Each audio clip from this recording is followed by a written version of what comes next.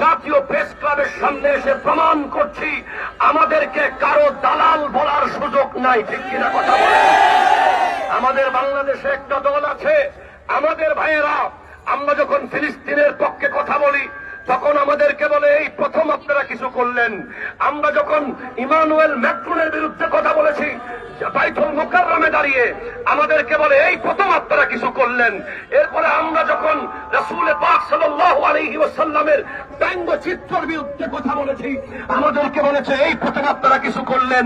এরপর আমরা যখন নাস্তিক প্রবাদদের বিরুদ্ধে কথা বলেছি, আমাদেরকে বলা হয়েছে এই প্রথম আপনারা কিছু করলেন। হয়তো আজকেও বলবেন এই প্রথম আপনারা কিছু করলেন, কারণ আমরা কোন মিডিয়াকে দেখানোর জন্য কিছু করি না, আমরা কোন বাবা পাওয়ার জন্য, আমরা মসনদের আশায় কিছু করি না, আমরা যা করি আল্লাহ এবং রাসূলের জন্য করি। আজ আমরা দেখতে পাচ্ছি ভারত আমাদের বন্ধু দেশ বলে